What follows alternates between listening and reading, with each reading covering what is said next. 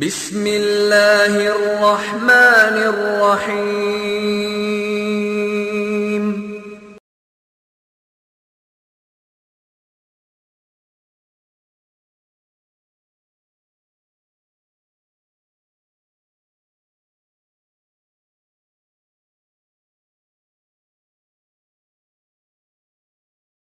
ان الحمد للہ نحمده ونستعینه ونستغفره ونعوذ باللہ من شرور انفسنا ومن سیئات اعمالنا من يهده الله فلا مضل له ومن يضلل فلا هادي له واشهد ان لا اله الا الله وحده لا شريك له واشهد ان محمدا عبده ورسوله اما بعد فان خير الحديث كتاب الله وخير الهدي هدي محمد صلى الله عليه وسلم وشر الأمور محدثاتها وكل محدثة بدعة وكل بدعة ضلالة وكل ضلالة في النار۔ رب اشرح لي صدري ويسر لي أمري واحلل عقدة من لساني يفقهوا قولي رب أعوذ بك من همزات الشياطين وأعوذ بك رب أن يحضرون۔ اعوذ باللہ السمیع العلیم من الشیطان الرجیم، بسم اللہ الرحمن الرحیم۔ اذا زلزلت الارض زلزالها واخرجت الارض اثقالها وقال الانسان ما لها يومئذ تحدث اخبارها بان ربك اوحى لها يومئذ يصدر الناس اشتاتا ليروا اعمالهم فمن يعمل مثقال ذرة خيرا يره ومن يعمل مثقال ذرة شرا يره۔ یہ سورۃ الزلزال ہے۔ قرآن کریم کی اس موجودہ ترتیب میں اس کا نمبر 99 ہے، 99 نمبر۔ قرآن کریم کی کل کتنی صورتیں ہیں؟ 114۔ 114 صورتوں میں سے یہ 99ویں صورت ہے۔ نام اس کا زلزال ہے، اور زلزال جیسا کہ آپ دیکھ رہے ہیں، آپ نے سنا، اس کی پہلی ہی آیت میں اذا زلزلت الارض زلزالها، یہ لفظ 2 مرتبہ الگ الگ صیغوں کے ساتھ آیا ہے، اور اسی پہلی آیت کے انہی کلمات سے اس کا یہ نام جو زلزال ہے وہ لیا گیا ہے۔ ہمارے پاک و ہند میں جو قرآن کریم کے نسخے موجود ہیں ان میں اس کا نام زلزال ہی ہے، جبکہ عربوں میں جو قرآن کریم کے مصاحف کے نسخے ہیں وہاں اس کا نام زلزلہ بھی ہے، زلزلہ، اور معنی دونوں کا ایک ہی ہے۔ زلزلہ یا زلزال دونوں کا معنی بھونچال، دونوں کا معنی زمین کو زوردار طریقے سے ہلایا جانا۔ اس صورت میں یہ صورت مکی ہے، جیسا کہ یہ بات بار بار آ رہی ہے کہ اللہ رب العزت نے مکی زندگی میں مسلمانوں کو ان کے عقائد کے بارے میں تعلیمات جتنی بھی تھیں وہ زیادہ تر مکی صورتوں کا مرکزی موضوع جو ہے وہ عقائد رہے، ایمانیات، اور اس میں بھی چونکہ قیامت کا ذکر ہے، قیامت کے بعد جو کچھ ہونے والا ہے اس کے اشارے ہیں، گویا کہ اس کا تعلق بھی ایمان سے ہے، اور ایمان یا عقیدہ سے متعلقہ جتنی بھی صورتیں اور جتنی بھی آیات ہیں ان کا عمومی حصہ مکہ مکرمہ میں نازل ہوا ہے۔ جہاد ہے، نماز باجماعت ہے، حج ہے، یہ امور مدینہ منورہ میں ہجرت کے بعد نازل ہوئے، کیونکہ جہاد تو خاص طور پر مکہ میں مسلمانوں کی پوزیشن جو ہے وہ بڑی کمزور تھی، اس وقت تو جہاد کا ان کے لیے ایک تصور بھی نہیں تھا۔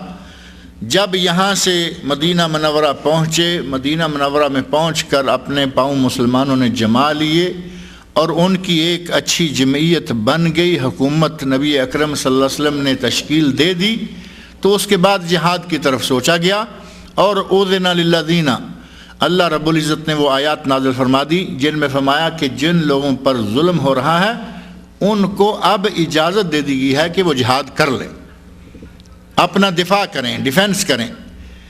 لیکن مکہ مکرمہ میں ہوتے ہوئے عموماً صرف عقائد کے بارے میں اللہ کیا ہے، اس کی قدرتیں کیا ہیں، رسول کیا ہیں، ملائکہ کیا ہیں، آخرت کیا ہے، قبر کیا ہے، موت کیا ہے، یہ جو ایمانی امور ہیں ان کے بارے میں زیادہ تر بحث مکی صورتوں میں ہے۔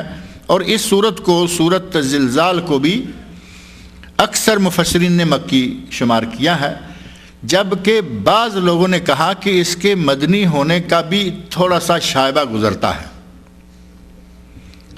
اور مدنی ہونے کا شائبہ کیسے ہو گیا جبکہ اس کا مضمون بتا رہا ہے کہ مکی ہے؟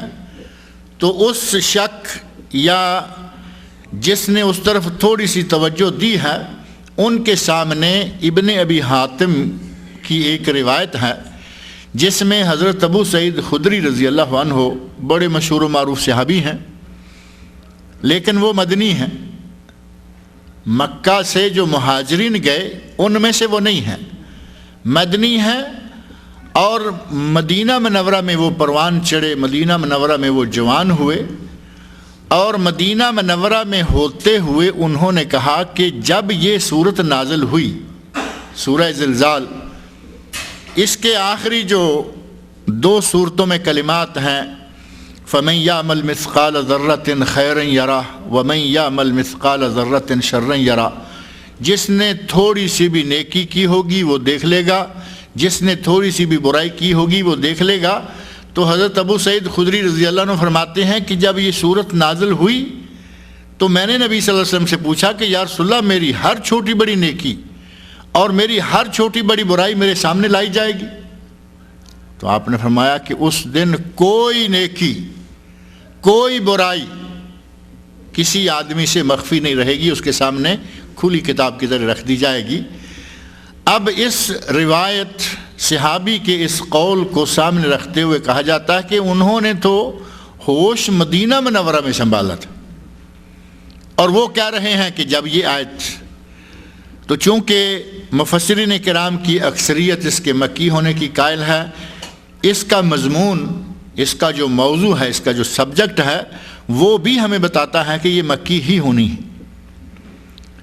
تو توجیہ کیا ہوگی کہ حضرت ابو سعید خدری رضی اللہ عنہ یہ نہیں کہ انہوں نے کہا کہ یہ صورت ابھی میری موجودگی میں، میرے ہوتے ہوئے میرے سامنے نازل ہوئی، عین ممکن ہے کہ صورت تو پہلے نازل ہو چکی تھی، جب انہوں نے نبی صلی اللہ علیہ وسلم سے سنی تو وہ مدینہ میں ہے، مدینہ میں سنی، اور جس وقت سن لی تو اس وقت انہوں نے نبی صلی اللہ علیہ وسلم سے سوال کیا۔ کوئی اس میں ایسا استحالہ نہیں ہے کہ صورت پہلے سے نازل ہو چکی ہو، انہوں نے اب سنی، اب سوال کیا، تو پوچھا کہ کیا ہر چھوٹا بڑا عمل جو ہے وہ ہمارے سامنے لایا جائے گا؟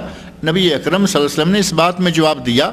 تو اس طرح وہ امکان ہے کہ پہلے سے نازل شدہ صورت کے بارے میں انہوں نے ایک اپنی رائے، اپنا ایک سوال نبی اکرم صلی اللہ علیہ وسلم کے سامنے کیا، اور آپ نے اس کا جواب مدینہ منورہ میں دیا۔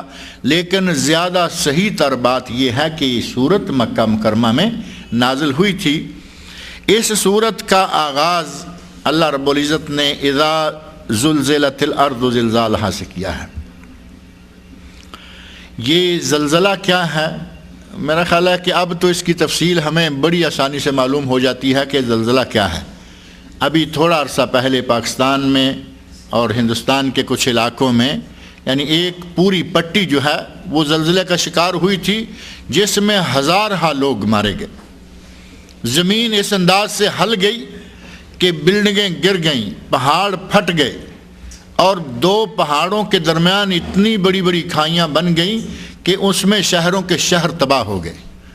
بہت بڑے بڑے شہر، بڑے بڑے دیہات، بڑے بڑے گاؤں، بے شمار دنیا۔ جب زمین ہل جاتی ہے، پہاڑ تک ہل جاتے ہیں، تو اس کو ہی زلزلہ کہا جاتا ہے۔ زلزلہ کا معنی زور سے ہلایا جانا۔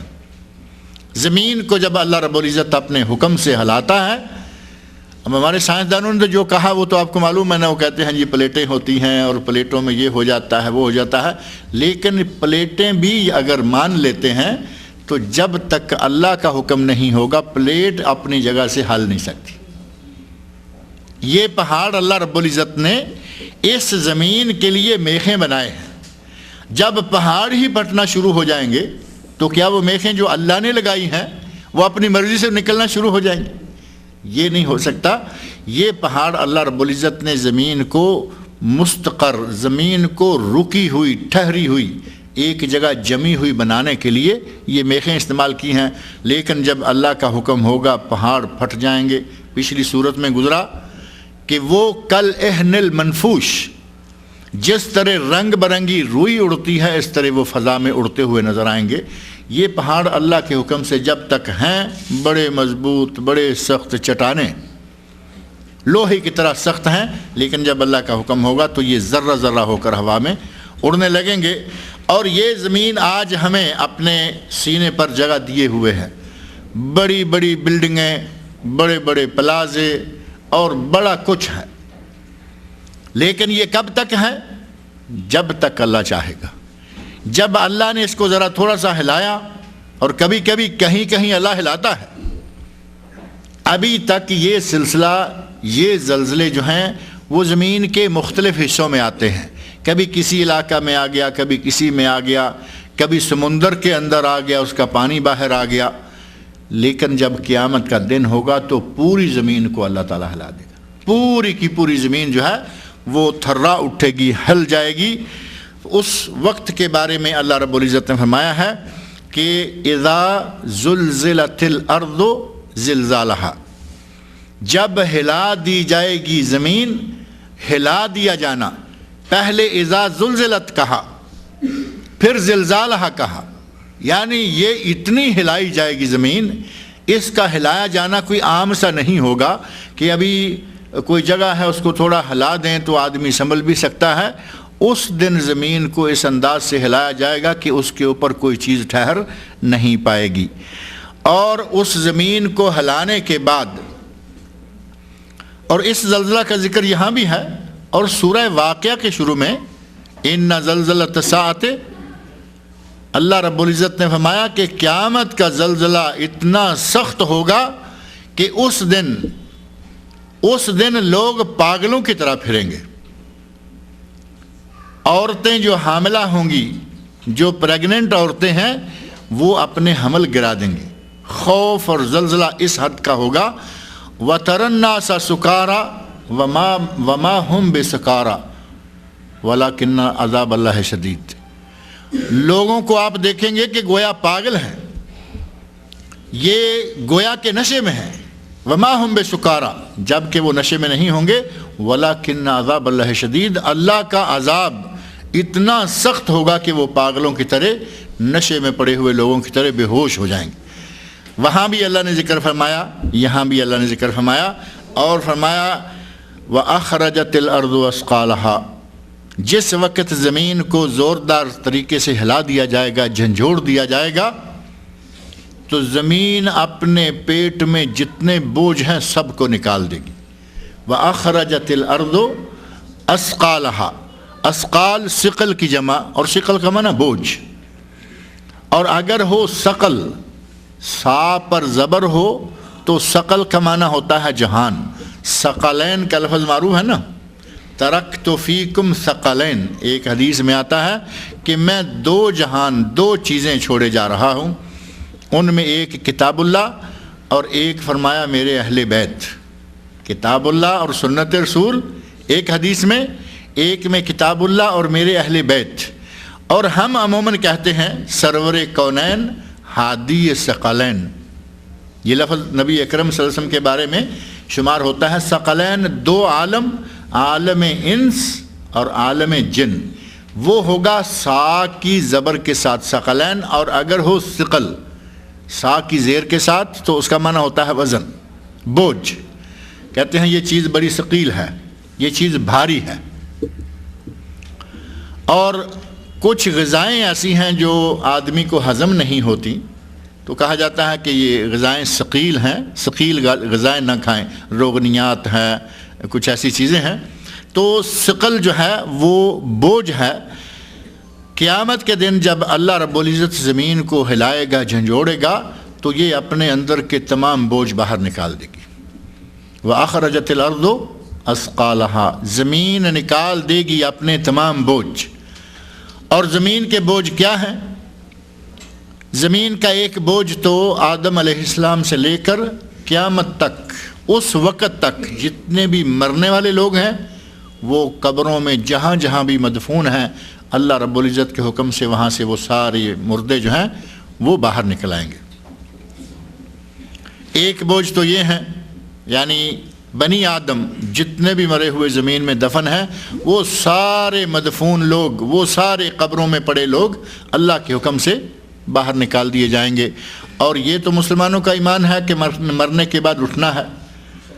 اگر کوئی طبعی موت مرتا ہے، بستر پر فراش مرگ پر مرتا ہے، اسے کفن دفن غسل کے بعد زمین میں دبایا جاتا ہے، قبر میں رکھا جاتا ہے، وہ بھی قبر سے اٹھایا جائے گا۔ اگر کسی کو جلا کر راکھ کر دیا اور اس کی راکھ کو ہوا میں اڑا دیا، وہ بھی قیامت کے دن زمین سے اٹھایا جائے گا۔ اگر کسی کو جانور نوچ کر کھا گئے، وہ بھی زمین سے اٹھایا جائے گا۔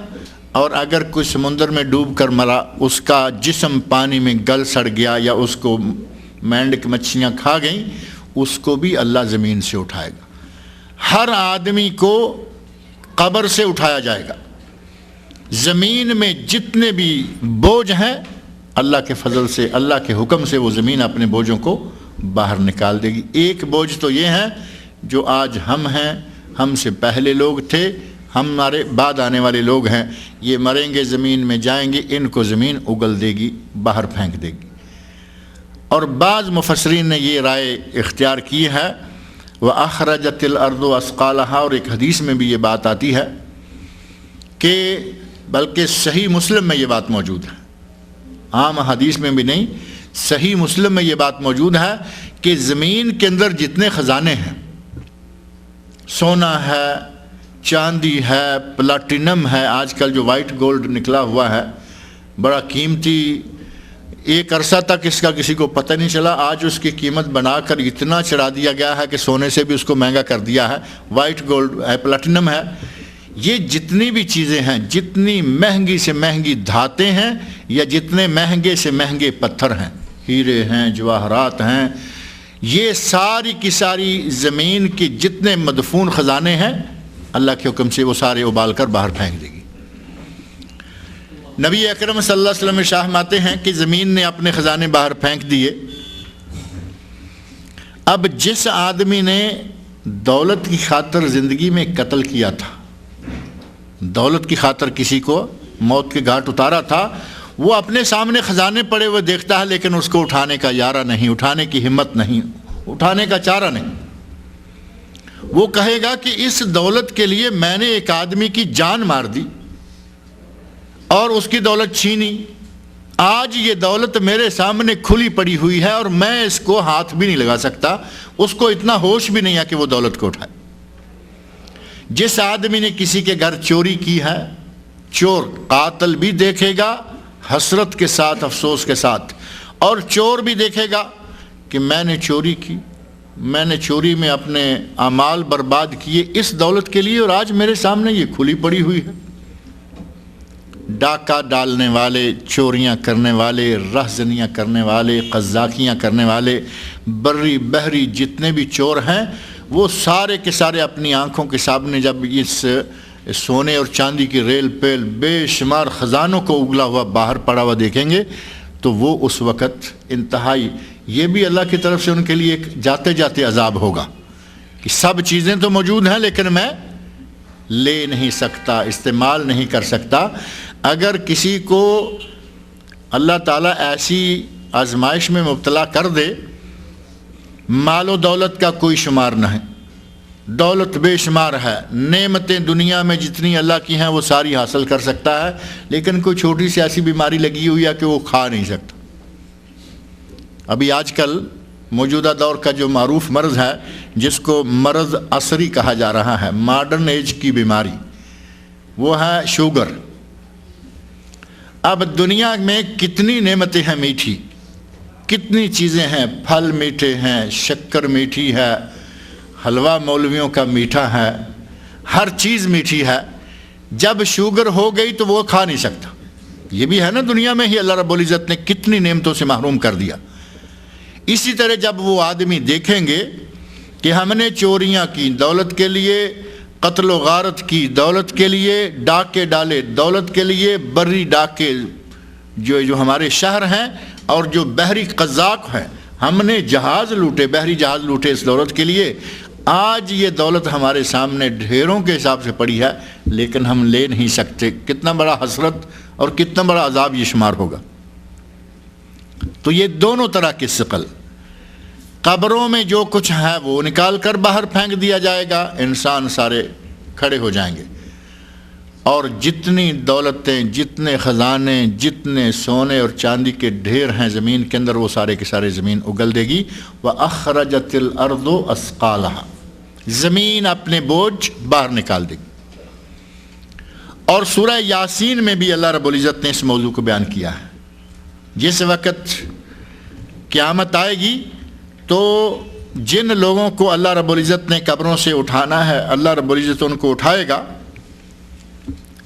اور جو لوگ قبر سے اٹھائے جائیں گے تو وہ کہیں گے من بعثنا من مرقدنا، افسوس کہ ہمیں ہماری اس مرقد، ہمارے سونے کی جگہ، ہماری خوابگاہ، ہمارے اس آرام کی جگہ سے ہمیں کس نے اٹھا دیا ہے۔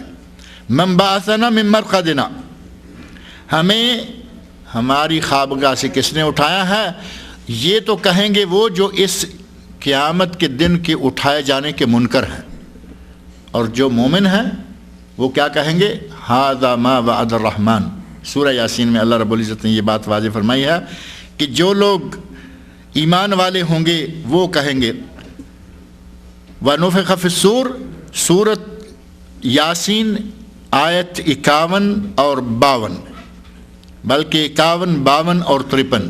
وَنُفِخَ فِي الصُّورِ، جب سور پھونکا جائے گا، فَإِذَا هُم مِّنَ الْأَجْدَاثِ إِلَىٰ رَبِّهِمْ يَنْسِلُونَ، لوگ اپنی قبروں سے نکل اپنے رب کی طرف تیز تیز چلنے لگیں گے۔ قالوا یا ویلنا، اور وہ کہیں گے ہائے ہائے افسوس، من بعثنا من مرقدنا، ہمیں ہماری اس خوابگاہ سے کس نے اٹھایا۔ اور یہاں واضح طور پر اشارہ تو نہیں ہے لیکن معلوم ہوتا ہے، کچھ اشارہ ملتا ہے کہ اہل ایمان کہیں گے ھذا ما وعدنا الرحمن، ھذا ما وعد الرحمن، یہی وعدہ ہمارے رب نے ہم سے کیا تھا کہ تمہیں میں اٹھاؤں گا۔ قبروں میں دفن ہو جانے کے بعد، مٹی ہو جانے کے بعد بھی میں تمہیں اٹھاؤں گا۔ وصدق المرسلون، اور رسولوں نے جو ہمیں پیغام دیا تھا وہ رسولوں کا پیغام بالکل سچا تھا۔ گویا کہ قبروں میں جو کچھ بھی آج جا رہا ہے اس کو بہرحال اٹھایا جائے گا۔ اور جلے ہوئے کا اٹھایا جانا، صحیح بخاری میں ایک حدیث موجود ہے، آپ نے بنی اسرائیل کے ایک شخص کا واقعہ ذکر فرمایا کہ اس نے مرنے کے قریب اپنے بیٹوں کو اکٹھے کیا اور کہا کہ دیکھو جب میری موت واقع ہو جائے تو لکڑیاں اکٹھی کرنا، ان کو آگ لگانا، جب وہ خوب الاؤ بھڑک اٹھے تو مجھے اٹھا کے، میری میت کو اٹھا کے اس میں ڈال دینا۔ ایسا ہی کیا گیا، وصیت تھی، بیٹوں نے وصیت نافذ کر دی، اور اللہ رب العزت نے اس سے پوچھا کہ تم نے یہ ایسا کیوں کیا؟ ساری دنیا مرتی ہے، لوگوں کو قبروں میں دفن کیا جاتا ہے، تم نے ایسا کیوں کیا؟ تو وہ کہے گا کہ یا اللہ میں تجھ سے ڈر گیا تھا کہ میں اب مروں گا تو مجھے اللہ کے سامنے جا کے جواب دینا ہے۔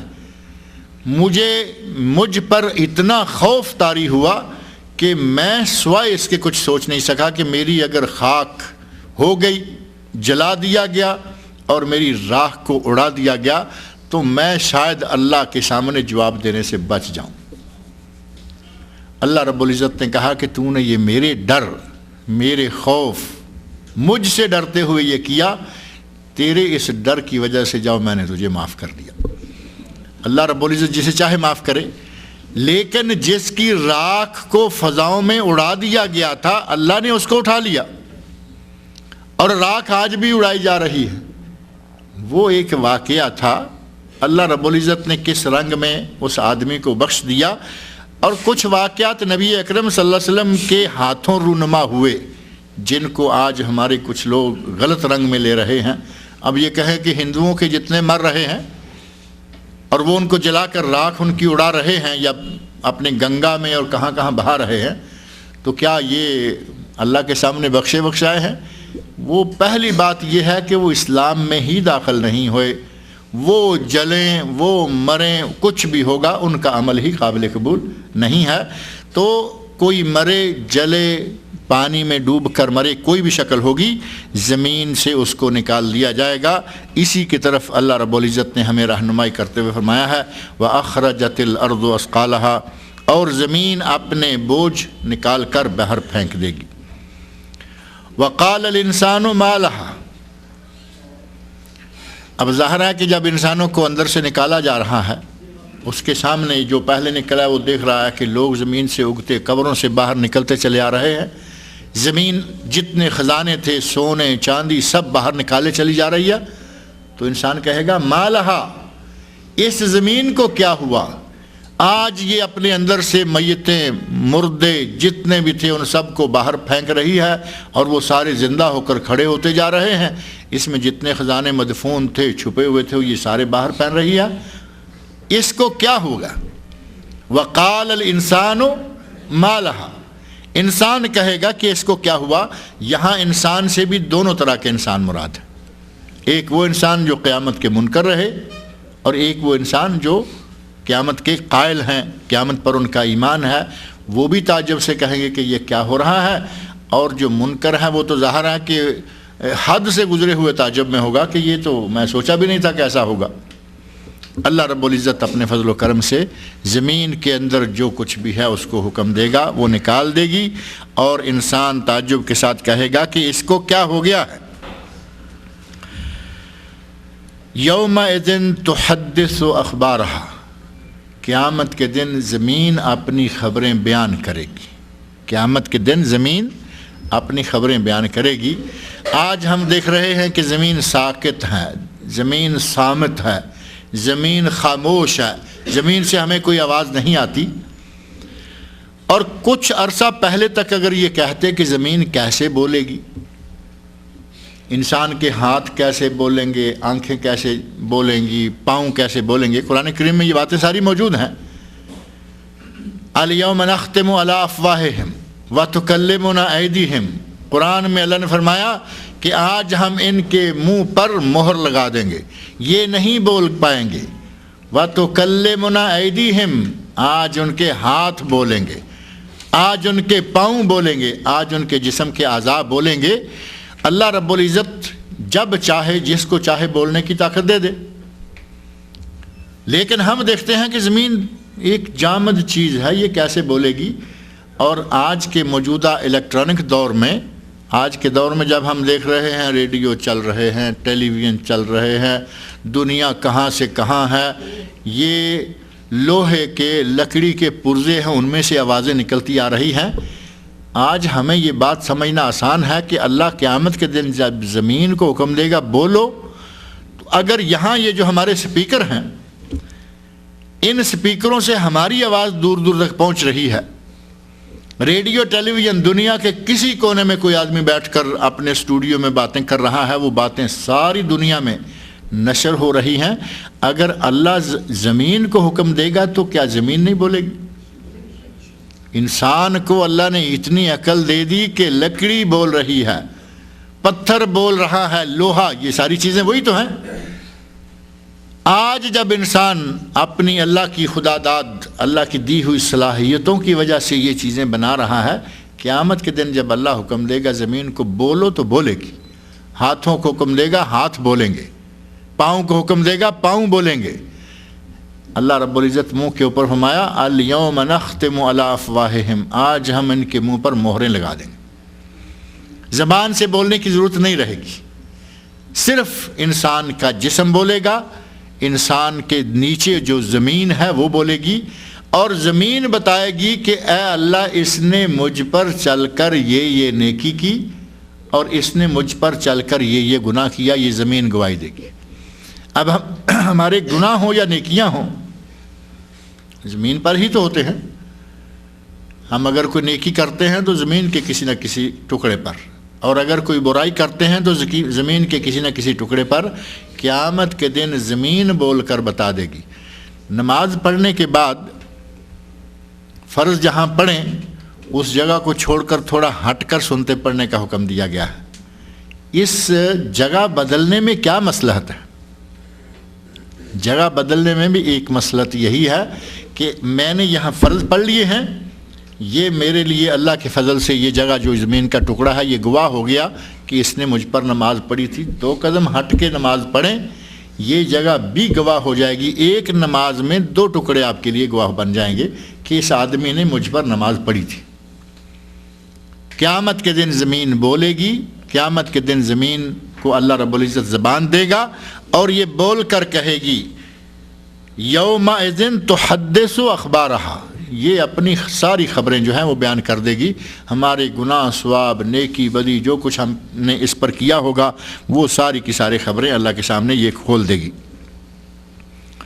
بِأَنَّ رَبَّكَ أَوْحَىٰ لَهَا، اپنی مرضی سے آج نہیں بول رہی، اگر اللہ آج اس کو حکم دے تو آج بول سکتی ہے یا نہیں؟ اللہ آج بھی حکم دے گا تو آج بھی بول سکتی ہے، اور اللہ قیامت کے دن اس کو حکم دے گا کہ بولو، بتاؤ تم پہ میرے اس بندے نے کیا کیا کیا، یہ بولنا شروع ہو جائے گی اور بولتی چلی جائے گی۔ جو جو کچا چٹھا سارا جو نیکی جو برائی کی ہوگی اس سارے کا سارا حساب کھول کر اللہ تعالیٰ کے سامنے رکھ دے گی، انسان کے سامنے رکھ دے گی کہ یہ تم نے کیا ہے۔ یومئذ تحدث اخبارہا، اس دن زمین اپنی خبریں بیان کر۔ زمین کی اور خبریں کیا ہیں؟ زمین کی خبریں یہی ہیں، سنن ترمذی، سنن نسائی، مسند امام احمد، مستدرک امام حاکم اور شعب الایمان بیہقی، حدیث کی یہ 5-6 کتابیں جو ہیں ان میں نبی اکرم صلی اللہ علیہ وسلم نے یہ حدیث موجود ہے کہ آپ نے یہ آیت پڑھی اور فرمایا کہ تمہیں پتہ ہے زمین کی خبریں کیا ہیں؟ تو ظاہرہ کے صحابہ کرام کہتے ہیں اللہ و رسولہ عالم، اللہ جانتا ہے، یا اللہ کے دیے ہوئے علم کے مطابق اللہ کا رسول جانتا ہے، ہمیں نہیں معلوم۔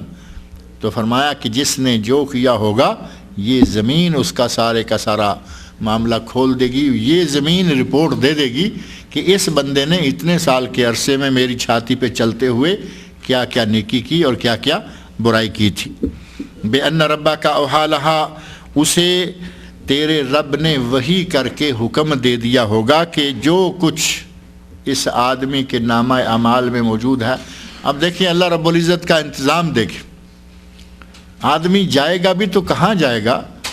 پہلے نمبر پہ اللہ کا انتظام یہ ہے کہ آپ کے دائیں اور بائیں دونوں کندھوں پر ایک ایک فرشتہ مقرر ہے، کرامن کاتبین دونوں مقرر ہیں۔ دائیں کندھے میں جو فرشتہ ہے اس کا کام نیکی لکھنا، بائیں والے کے کام ہے برائی لکھنا۔ ہماری نیکی اور برائی قدم قدم پر اللہ رب العزت کے حکم سے لکھی جا رہی ہے۔ یہ تو پہلے تیار ہو رہا ہے ہمارا سارا کچا چٹھا جو ہے، ہمارے رجسٹر، ہمارے دفتر، ہماری کاپیاں بھری جا رہی ہیں۔ یہ پچھلی صورت میں جو تھا وزن کیا جائے گا، ان دفتروں کا ذکر بھی آیا کہ اللہ اس بندے کو تولے گا، اللہ اس کے دفتروں کو تولے گا، اللہ اس کی نیکیوں کو برائیوں کو تولے گا۔ اللہ ہر چیز پر قادر ہے، جس کو چاہے وہ تول۔ تو یہ اللہ کا انتظام ہے کہ کوئی آدمی دنیا میں کوئی بھی کام کرے، نیک کرے بد کرے، اللہ رب العزت نے اس کے لیے باقاعدہ رپورٹر مقرر کر رکھے ہیں۔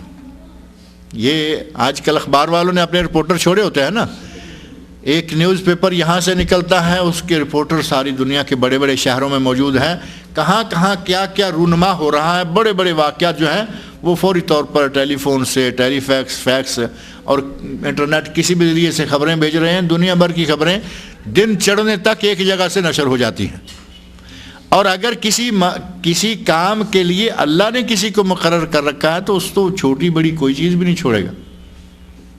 اللہ نے ایک بندے کے لیے 2 رپورٹر، اخبار والوں کا دنیا کے بڑے بڑے شہر میں ایک ایک رپورٹر، اللہ نے ایک بندے کے لیے 2 رپورٹر۔ کہاں آدمی بچ کر نکل سکتا ہے کہ میں کوئی گناہ کر لوں گا تو بچ جاؤں گا، میری نیکی شاید میرے کام نہ آئے گی، نیکی کام آئے گی، گناہ لازماً لکھا جائے گا۔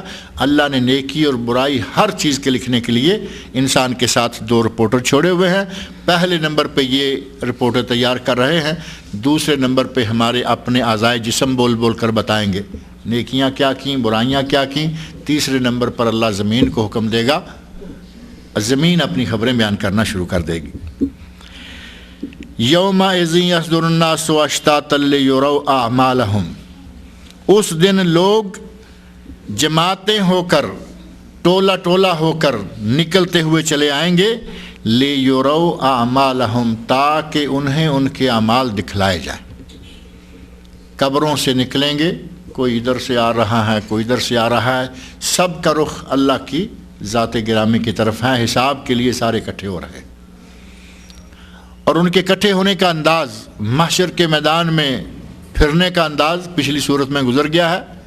کل فراش المبثوث, جس طرح کے روشنی پر پروانے گھومتے ہیں اس طرح گھومتے پھریں گے. ان سب کی تلاش اللہ کی ذات نے جہاں حساب لینا ہے وہی ہے, لیکن کوئی مکان نہیں, کوئی بلڈنگ نہیں, کوئی چیز نہیں, سارے کے سارے گھومتے پھر رہے ہیں. اللہ رب العزت فرماتے ہیں یومئذ یصدر الناس اشتاتا لیروا اعمالہم, اس روز لوگ مختلف جماعتیں ہو کر, مختلف اشتاتن کا ایک معنی یہ بھی کیا گیا ہے کہ انفرادی طور پر اکیلا اکیلا یا ٹولوں کے ٹولے, لیکن قوم اور جماعت اور قبیلہ کا تصور ختم ہو جائے گا. وہاں یہ نہیں ہوگا کہ یہ ایک ہی قبیلہ چلا آ رہا ہے, یہ غامدی آ رہے ہیں, یہ گہتانی آ رہے ہیں, یہ چیمے جا رہے ہیں, یہ چٹھے آ رہے ہیں. ایسا کچھ نہیں ہوگا. نہ وہاں یہ ہوگا کہ یہ پارٹی پاکستان سے آ رہی ہے, یہ انڈیا سے, یہ بنگلہ دیش سے. نہ, اشتاتن, متفرق جماعتیں, چھوٹے چھوٹے ٹولیاں, گروہ, بلکہ انفرادی طور پر. اللہ رب العزت نے قرآن کریم میں ایک جگہ فرمایا ہے کہ جس طرح ہم نے تم کو اکیلے پیدا کیا تھا اسی طرح تمہیں اکیلے اکیلے اٹھا لیں گے. اکیلے اکیلے اللہ کے سامنے تمہیں واپس بھی آنا ہوگا. وہی منظر ہے کہ قیامت کے دن, اس زلزلے کے دن لوگ اکٹھے ہو رہے ہوں گے, جمع ہو رہے ہوں گے, تاکہ انہیں ان کے اعمال دکھلائے جائیں. فَمَن يَعْمَلْ مِثْقَالَ ذَرَّةٍ خَيْرًا يَرَهُ, جس نے ایک ذرہ بھی نیکی کی ہوگی اسے دیکھ لے گا. اب ذرہ کتنا ہوتا ہے؟ کہتے ہیں ذرا سا. اب ہمارے تو میرا حال ہے ذرا سا میں بڑی بڑی چیزیں بھی آ جاتی ہیں کہ ذرا سی فلان چیز دینا, کہنے کو ذرا سی, لیکن وہ چیز کافی بڑی ہو سکتی ہے. لیکن اصل ذرہ کیا ہے؟ اندھیرا کمرہ ہو اور اس اندھیرے کمرے میں کسی روشندان سے اندر لائٹ آ رہی ہو. وہ لائٹ ظاہر ہے کہ وہ پوری لائن ایسے نظر آئے گی جیسے سرچ لائٹ کی لائٹ سیدھی جاتی ہے نا, اسی طرح اندھیرے کمرے میں باہر سے لائٹ, سورج کی لائٹ آ رہی ہو. یہ منظر تو آپ نے یقیناً ہر کسی نے دیکھا ہی ہوگا کبھی نہ کبھی. شہروں والوں کو کئی منظر ذرا کم نظر آتے ہیں کیونکہ سارا دن نظر نہیں آتا, راتوں کو چاند نظر نہیں آتا, یہی لائٹیں اتنی رہتی ہیں. لیکن بہر صورت زندگی میں کبھی نہ کبھی موقع بنتا ہے کہ دروازے, کھڑکی یا کسی روشن دان سے سورج کی روشنی اندر, دھوپ اندر آ رہی ہے ایک باریک سی جگہ میں, چھوٹی سی. جس روشن دان سے وہ لائٹ اندر آ رہی ہوتی ہے وہ باقاعدہ نظر آ رہی ہے, چونکہ چاروں طرف اندھیرا ہے. وہ زرد رنگ کی لائٹ جو ہے وہ زمین تک پڑ رہی ہے. اس لائٹ پہ کبھی توجہ کر کے دیکھا ہوگا آپ نے کہ بالکل باریک سے ذرے دوڑتے نظر آتے ہیں, گرد و غبار کے چھوٹے چھوٹے ذرات. یہ ہے ذرہ. اللہ نے فرمایا اگر اس ذرے کے برابر بھی نیکی کی ہوگی تو ضائع نہیں ہوگی. وَمَن يَعْمَلْ فَمَن يَعْمَلْ مِثْقَالَ ذَرَّةٍ خَيْرًا يَرَهُ, اگر کسی نے اس ذرے کے برابر بھی کوئی نیکی کی ہے تو اللہ اس کو ضائع نہیں کرے گا. اور اگر برائی کی ہے تو وَمَن يَعْمَلْ مِثْقَالَ ذَرَّةٍ شَرًّا يَرَهُ, اگر کسی نے برائی کی ہے وہ بھی ذرے کے برابر ہے, وہ بھی اسے دیکھ لے گا. اب یہاں ایک بات ذہن میں آتی ہے کہ اگر وہ دیکھ لے گا اور بات ہے, اور اس کو اس کا نتیجہ اسی وقت بھگتنا پڑے گا، یہ دوسری بات ہے۔ اللہ رب العزت برائی چھوٹی سے چھوٹی ہر برائی اس آدمی کے سامنے رکھ دے گا، کھول کر رکھ دے گا، اس کے رجسٹروں میں، اس کے دفتروں میں، کرامن کاتبین کے لکھے ہوئے، زمین کے بتائے ہوئے ہر برائی سامنے آ جائے گی۔ لیکن اللہ رب العزت کا ایک نظام ہمارے لیے بڑا ہی رحمت ہے کہ نیکی کریں تو برائی کو ختم کر دیتی ہے۔ قرآن کریم میں اللہ نے فرمایا ان الحسنات یذہبن السیئات، نیکیاں برائیوں کو ختم کر دیتی ہیں۔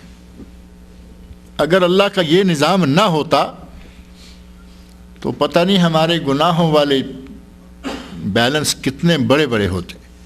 اللہ رب العزت کا یہ بہت بڑا ہم پر احسان ہے کہ برائیاں کی ہیں، نیکی کریں، اللہ رب العزت برائیوں کو ختم کر دیتا ہے، ہمارے وہ تولنے میں ہمارے لیے وہ نقصان دہ برائی نہیں رہی، لیکن یہ کہ وہ لکھی نہیں گئی، وہ ہمارے حساب کتاب میں نہیں، وہ حساب کتاب میں ہے۔ ہر برائی کو آدمی چھوٹی سے چھوٹی، بڑی سے بڑی کو دیکھے گا، لیکن ہماری نیکیوں کے نتیجہ میں وہ برائیاں جو ہیں وہ اللہ رب العزت ختم کر دے گا، کہ ان کو کینسل کر دے گا، کہ تم نے یہ نیکی کی اتنی برائیاں اس سے کینسل ہوئیں، یہ نیکی کی اتنی برائیاں اس سے کینسل کی۔ یہ ہمارے لیے اللہ کا بہت بڑا احسان ہے، ورنہ ہمارے وہ بیلنس اتنے بڑے بڑے ہوتے کہ قیامت کے دن معاملہ ہمارے بس سے باہر ہو جاتا، برائیوں کے ڈھیر پہاڑوں کی طرح، نیکیاں ہماری تھوڑی سی۔ لیکن اللہ نے نبی اکرم صلی اللہ علیہ وسلم ارشاد فرماتے ہیں کہ جب آدمی اذا توضأ احدکم فاحسن الوضوء، جب کوئی وضو کرے اور اچھا سنت کے مطابق وضو کرے، خرجت خطایا ہو، اس کی جتنی جسم سے ہاتھ، اعضاء، آنکھ، کانوں سے کی ہوئی خطائیں، جتنے گناہ ہیں، خرجت خطایا ہو، اس کی وہ خطائیں وضو کے پانی کے ساتھ نکل جاتی ہیں، حتی من تحت اظفارہا، اگر کوئی خطا، کوئی غلطی اس کے ناخن کے نیچے چھپی بیٹھی ہے، جب وضو کا پانی پہنچتا ہے تو وہ بھی اللہ تعالیٰ اس کو نکال دیتا ہے۔ اللہ رب العزت نے ہمارے لیے یہ انتظام کیا ہوا ہے، لیکن اس کی رپورٹنگ سسٹم اتنا سخت ہے کہ ذرہ کے برابر نیکی بھی لکھی ہوئی ہے، ذرہ کے برابر برائی ہے تو وہ بھی لکھی ہوئی ہے، ہر چیز انسان دیکھ لے گا۔ اور پھر جہاں تک کافر ہے، منافق ہے، مشرک ہے، ان لوگوں کے لیے تو نیکی نام کی کوئی چیز ہے ہی نہیں۔ جب تک کوئی اسلام میں داخل نہیں ہوتا اس کے کسی عمل کو نیکی کہا نہیں جا سکتا۔ لیکن کچھ لوگ ہیں مسکینوں کا خیال رکھتے ہیں، غریبوں کا خیال رکھتے ہیں، رفائی کام کرتے ہیں، اور اللہ رب العزت نے ان کے لیے آخرت میں کچھ نہیں رکھا ہوا۔ انہیں اسی دنیا میں کوئی نہ کوئی اللہ کس طریقے سے ان کو فائدہ، کسی کی تجارت بڑھ گئی، کسی کو بیماری کم ہو گئی، کسی کو یہ ہو گیا، ان کی نیکیوں کا بدلہ دنیا میں اللہ ان کو دے دیتا ہے۔ عبداللہ بن جدعان نام کے ایک آدمی ہے، ام المومنین حضرت عائشہ صدیقہ رضی اللہ عنہا، حضرت عائشہ رضی اللہ عنہا نہ صرف حدیث کی ماہر تھیں بلکہ مسائل میں بڑی فقیہ عورت تھی۔ ام المومنین حضرت عائشہ رضی اللہ عنہا ایسی باتیں پوچھیں، ایسے مسائل کی گتھیاں انہوں نے کھولیں۔ صحابہ کہتے ہیں کہ ہمیں جب کبھی کوئی مسئلہ مشکل پیش آ جاتا تو ہم حضرت عائشہ رضی اللہ عنہا کی طرف رجوع کرتے، ان کے پاس سے ہمیں علم مل جاتا، مسئلہ حل ہو جاتا۔ اتنا اللہ رب العزت نے ان کو علم، اتنی فقاہت، اتنی لیاقت، اتنی ذہانت دی ہوئی تھی۔ کہتی ہیں یا رسول اللہ، عبداللہ بن جدعان ایک آدمی جو ابھی عہد جاہلیت میں قریب ہی گزرا ہے، اس کے بارے میں بڑا مشہور ہے کہ وہ بڑا یتیم پرور تھا، مسکینوں کو کھانے کھلاتا تھا، بیواؤں کا خیال رکھتا تھا، جس کے پاس کپڑا نہیں اس کو کپڑا پہناتا تھا، ضیافت، مہمان نوازی کی حد تھی، حاجیوں کو کھانے کھلا رہا۔ حاجت تو پہلے بھی لوگ کرتے تھے نا، عہد جاہلیت میں بھی حاجت تو ہوتا تھا، یہ سارے کام ہوتے تھے، وہ یہ سارا کچھ کرتا تھا، تو کیا اس کو اس کی اتنی نیکیاں، جو اتنی اس نے دولت خرچ کی، اس کا کوئی اسے فائدہ پہنچے گا یا نہیں پہنچے گا؟ آپ نے فرمایا نہیں، آخرت میں اس کے لیے کچھ نہیں، کیونکہ اس نے کبھی یہ نہیں کہا تھا کہ اے اللہ قیامت کے دن اس نے یہ کبھی نہیں کہا کہ اے اللہ قیامت کے دن مجھے یہ نیکیاں، میری نیکیاں میرے کام آ جائیں، کیونکہ اس کا قیامت پر ایمان ہی نہیں ہے۔ جو مسلمان نہیں، اس کا قیامت پر ایمان نہیں، قیامت کو وہ مانتا نہیں، لہٰذا اس کی جو بھی نیکیاں ہیں وہ دنیا میں ہی ختم ہو جاتی ہیں، کچھ نہ کچھ اس کو دنیا میں ہی اللہ بدلہ دے دیتا ہے۔ لیکن اہل ایمان کی نیکیاں قیامت کے دن بھی ان کے کام آئیں گی، اور دنیا میں بھی اللہ ان کو ان کی نیکیوں کا بدلہ دیتا ہے۔ جیسا کہ وہ غار والے لوگوں کا واقعہ بڑا مشہور ہے، ان کو دنیا میں بھی اللہ نے بدلہ دیا۔ ایسے ہی بہت سارے واقعات ہیں۔ اہل ایمان کو ان کی نیکیاں دنیا میں بھی کام دیتی ہیں اور آخرت میں بھی، لیکن مشرک، کافر اور منافق، ان کی نیکیاں اگر وہ کرتے ہیں تو ان کا فائدہ دنیا میں کچھ نہ کچھ ہو جاتا ہے، ان کے لیے آخرت میں کوئی بدلہ جو ہے وہ نہیں ہے۔ یہ ہے کافروں کے سلسلہ میں۔ جہاں تک اہل ایمان ہے تو ان کے لیے اللہ کا قانون ہی بڑا زبردست ہے۔ ایک یہ کہ برائیاں مٹتی رہتی ہیں، دوسرا یہ کہ وہ برائی کریں تو 1 لکھی جاتی ہے، نیکی کریں تو 10 لکھی جاتی ہیں۔ اور بعض آیات میں اور بعض احادیث میں یضاعف لمن یشاء، اللہ جس کے لیے جتنا چاہے اجر و ثواب بڑھا دے۔ 1 نیکی کریں 10 گنا ثواب، 25 گنا ثواب، 27 گنا ثواب، 70 گنا ثواب۔ واللہ یضاعف لمن یشاء، اور جس کو اللہ جتنا چاہے دے۔ 70 700 کے بعد کھلا چھوڑ دیا کہ جس کو اللہ چاہے جتنا چاہے دے۔ مومن کے لیے اللہ رب العزت نے یہ بھی ایک بڑا اچھا انتظام کیا ہوا ہے۔ برائی کرے تو 1، نیکی کی نیت کر لے تو 1 اس کو نیکی اللہ تعالیٰ دے دیتا ہے۔ ایک آدمی نے نیت کی کہ میں فلاں نیک کام کروں گا، لیکن کسی وجہ سے بعض دفعہ عرفت ربی بفسخ العزائم، حضرت علی فرماتے ہیں کہ میں نے تو اللہ کو ہی اس طرح پہچانا ہے کہ میں کچھ سوچتا ہوں ہو کچھ جاتا ہے، کہ کوئی ہے جو میرے ارادوں کو بھی بدل دیتا ہے۔ لیکن بندہ نیت کرتا ہے کہ میں فلاں کام کروں گا، لیکن کسی وجہ سے نہیں کر پاتا۔ اگر اس نے نیک کام کی نیت کر لی، اللہ نے 1 نیکی لکھنے کا حکم دے دیا کہ اس کی 1 نیکی لکھ لو۔ صرف دل میں نیت کی نیکی کرنے کی، وہ لکھی گئی، 1 درجہ لکھا گیا۔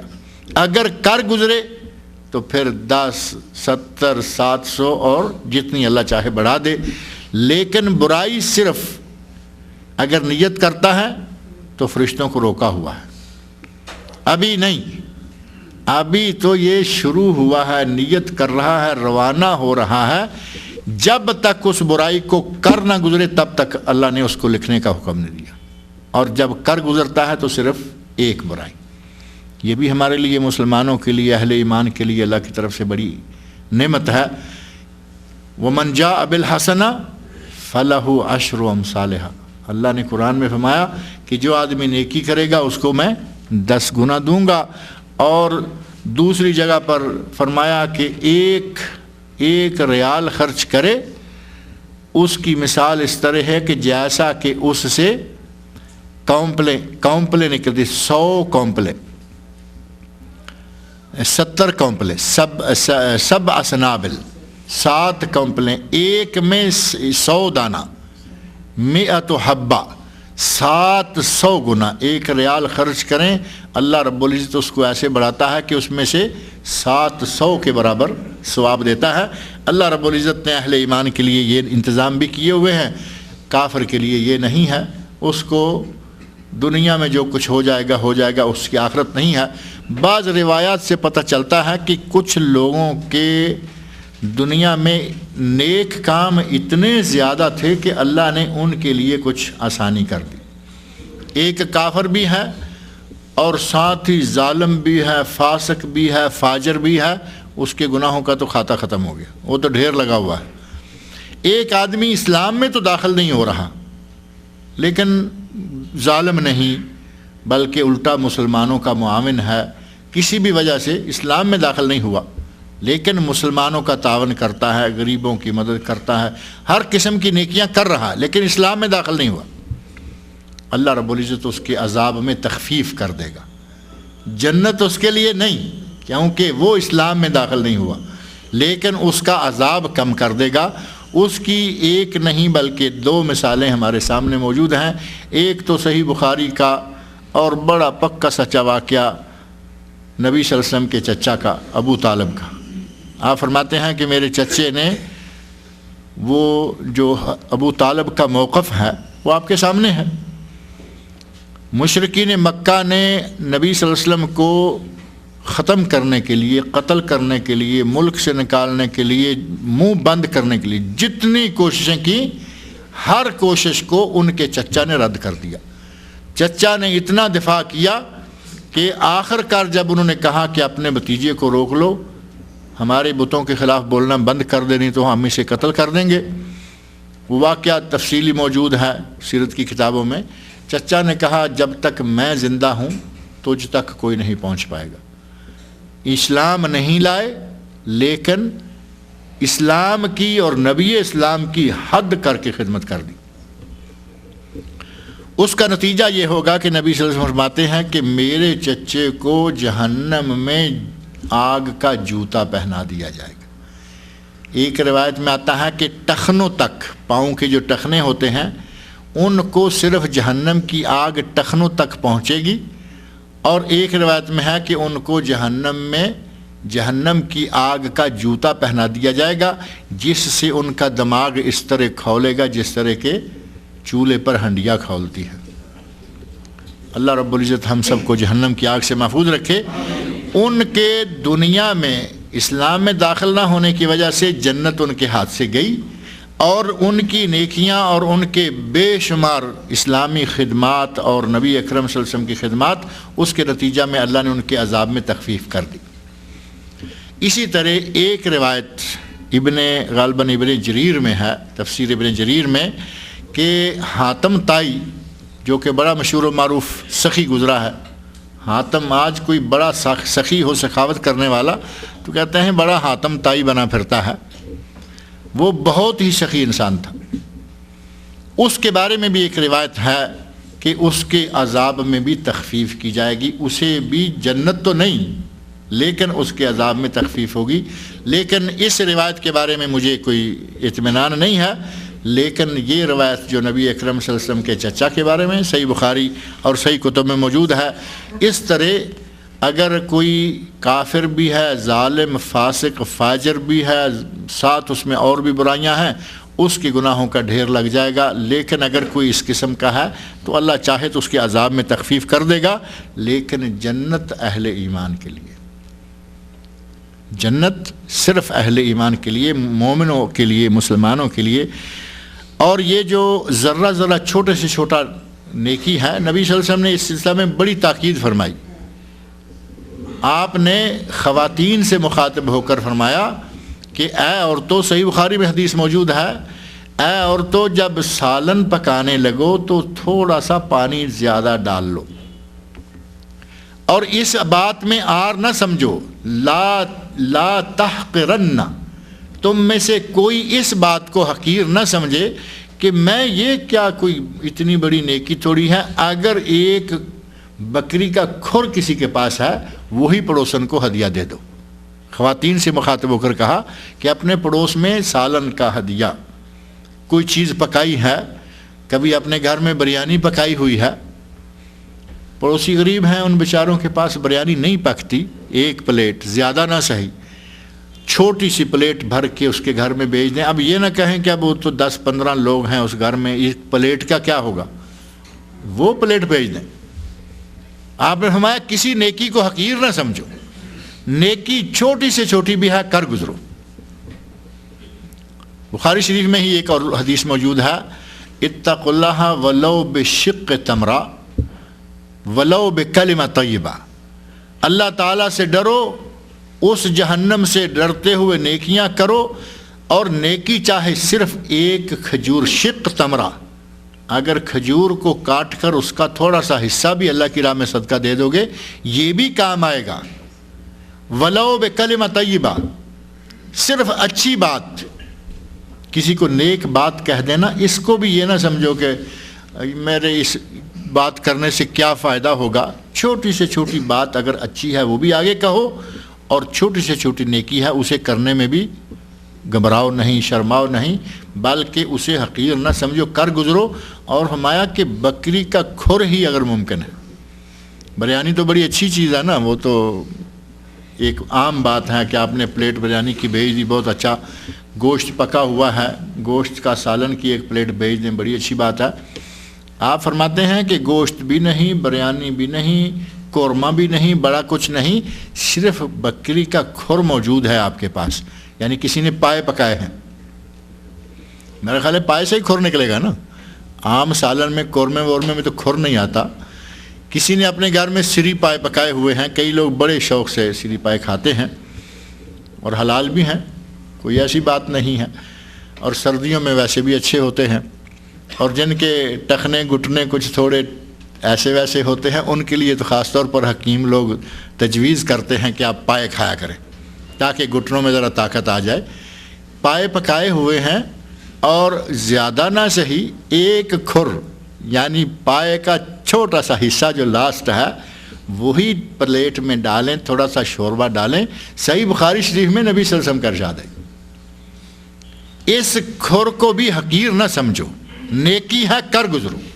یہ بھی انشاءاللہ کسی نہ کسی موقع پر کام آئے گی، اور اسی چھوٹی سے چھوٹی نیکی کے بارے میں، اس قسم کی چھوٹی ذرہ کے برابر، اگر کوئی ذرہ کے برابر بھی نیکی کرتا ہے تو وہ بھی اسے دیکھے گا، اس کے نامہ اعمال میں موجود ہوگی۔ چنانچہ فرمایا فَمَن يَعْمَلْ مِثْقَالَ ذَرَّةٍ خَيْرًا يَرَى، جس نے ایک ذرہ کے برابر بھی نیکی کی وہ اسے دیکھ لے گا۔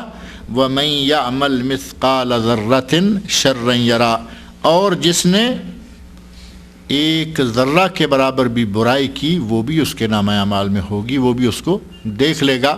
لیکن نیکیوں کے عوض اللہ جو برائیوں کو ختم کرتا ہے اس نظام کو سامنے رکھیں تو اللہ رب العزت کی رحمتیں ہم پہ کتنی ہیں اس کا ہم اندازہ بھی نہیں کر سکتے۔ اللہ رب العزت سے دعا ہے کہ وہ ہمیں قرآن کریم کو پڑھنے، قرآن کریم کو سمجھنے اور اس کے مسائل و احکام پر عمل کرنے کی توفیق عطا فرمائے۔ اگر درس سے متعلقہ کوئی سوال ہو تو آپ پوچھ سکتے ہیں۔ اسی طرح چھوٹے سے چھوٹے گناہ سے بچنا یا بچانا وہ بھی نیکی ہے۔ بالکل اسی طرح جس طرح کہ چھوٹے سا چھوٹا گناہ بھی سامنے آئے گا، ایسے ہی چھوٹے سے چھوٹی نیکی بھی سامنے آ رہی ہے۔ اور جس طرح ہمیں یہ توجہ دلائی جا رہی ہے کہ چاہے کھجور کا ایک حصہ، کھجور کا کاٹا ہوا حصہ ہی کیوں نہ ہو، کلمہ طیبہ ہی کیوں نہ ہو، بکری کا کھر ہی کیوں نہ ہو، اسی طرح آپ چھوٹے سے چھوٹے گناہ سے بھی بچتے رہیں۔ بلکہ قرآن کریم میں نے کچھ نشان لگائے تھے کہ میں یہ نکالوں گا، میں نے ایک صرف نشان نکالا ہے۔ اللہ رب العزت نے ایک نہیں، دو نہیں، تین مقامات پر فرمایا ہے کہ بڑے گناہوں سے جو بچتا رہا، بڑے گناہوں سے جو بچتا رہا اللہ اس کو چھوٹے گناہ معاف کرے گا، اور جو آدمی چھوٹے گناہوں سے بھی بچتا رہا اللہ رب العزت کی رحمتیں اس کا گھیرا کر لیں گی۔ خاص طور پر اگر آدمی اپنے دل میں یہ ٹھان لے کہ یہ گناہ ہے، بات ختم، اس کو چھوڑ دیں، وہ چھوٹا ہے یا بڑا ہے۔ اور اگر یہ کریں کہ اپنا ہم لگام ڈھیلی چھوڑ دیں، یہ چھوٹی چھوٹی، ہمارے عموماً لوگ کہتے ہیں یہ چھوٹی چھوٹی باتیں ہیں۔ اہل علم نے جب صغائر اور کبائر، صغیرہ گناہ اور کبیرہ کون کون سے ہیں، اس موضوع پر کتابیں لکھی ہیں۔ مشہور و معروف کتاب ہے علامہ ذہبی رحمۃ اللہ علیہ کی کتاب الکبائر۔ اسی طرح ایک کتاب کبائر کے موضوع پر ہے ابن حجر حیتمی، امام ابن حجر حیتمی رحمۃ اللہ علیہ کی۔ اس کتاب کا اردو میں ترجمہ تازیانے کے نام سے، الزواجر عن اقتراف القبائر، یہ پورا نام ہے، اور تازیانے اس کا اردو میں ترجمہ ہندوستان میں کہیں چھپا ہے۔ اور اسی طرح شیخ الاسلام محمد بن عبد الوہاب کی کتاب الکبائر ہے۔ ان لوگوں نے، اور بعد میں ابھی اردو میں یہ کتاب کبائر کے نام سے کئی کتابیں آئی ہیں، ہمارے بعض ساتھیوں نے ترجمہ کیا ہے، بعض ساتھیوں نے معلومات جمع کر کے کبائر کو جمع کیا ہے۔ ان کبائر کے عموماً مقدمہ میں ایک بات سب کتابوں میں ملے گی جو مشترکہ ہے، سب نے لکھی ہے، اور وہ بات ایک جملہ ہے، 2 کلمے ہیں چھوٹے چھوٹے، ایک جملہ ہے لا صغیرہ مع الاسرار ولا کبیرہ مع الاستغفار. یہ ذہن میں رکھیں، جملہ چھوٹا سا، لا صغیرہ مع الاسرار. اگر چھوٹا گناہ ہے اور وہ کرتے ہی چلے جائیں گے تو وہ چھوٹا نہیں رہے گا. تھوڑا تھوڑا قطرہ قطرہ میشوت دریا، یہ آسمان سے جو بارش پڑتی ہے وہ تو قطرے ہی ہوتے ہیں نا، بوندیں ہوتی ہیں، آج کل تو پڑ رہی ہے، چھوٹی چھوٹی بوندیں ہیں لیکن سیلاب آ جاتے ہیں اور اسی سے دریا بن رہے ہیں، اسی سے سمندر چل رہے ہیں. قطرہ قطرہ میشوت دریا، قطرے قطرے سے دریا بن جاتے ہیں. اگر برائی کو چھوٹا سمجھتے ہوئے کرنا شروع کر دیں گے، لگام ڈھیلی چھوڑ دیں گے نفس کی، تو یہ ڈھیر لگ جائے گا. یہ ہے لا صغیرہ مع الاسرار. اگر مسلسل کرتے رہیں گے تو چھوٹا کوئی نہیں. ولا کبیرہ مع الاستغفار، لیکن اگر توبہ استغفار کو لازم پکڑ لیں گے تو کبیرہ کبیرہ نہیں رہے گا، بلکہ اللہ اس کو مٹا دے گا. کبیرہ گناہ ہو جائے فوراً اللہ کی طرف رجوع کر لیں، توبہ تائب ہو جائیں تو وہ کبیرہ گناہ اللہ معاف کر دے گا. اور اگر صغیرہ نہ معافی مانگیں نہ اس کے بارے میں کوئی پرواہ کریں کہ ٹھیک ہے چھوٹا ہے، تو وہ ڈھیر اتنا بڑا ہو جائے گا کہ پھر وہ چھوٹا نہیں رہے گا. لہٰذا جس طرح نیکی چاہے چھوٹی ہے وہ کرنی چاہیے، اسی طرح برائی چاہے چھوٹی ہے اس سے بچنا چاہیے. اگر یہ سستی ہمارے اندر آ گئی کہ نہیں جی یہ تو چھوٹے چھوٹے کام ہیں، یہ تو انسان ہیں، یہ تو یہ ہے، یہ تو وہ ہے، تو پھر آدمی اتنا ڈھیلا ہو جاتا ہے کہ ہر برائی کر گزرے گا. چھوٹی چھوٹی کرتے کرتے آہستہ آہستہ بڑی کرنا شروع کر دے گا، آدمی جو ہے وہ اپنے اپنے سے باہر نکل جائے گا. اللہ تعالی ہمیں ہر چھوٹی بڑی برائی سے محفوظ رکھے. اللہ تعالی ہمیں ہر چھوٹا بڑا نیک عمل کرنے کی توفیق عطا فرمائے. اللہ رب العزت ہمیں جہنم سے محفوظ رکھے، اور اللہ رب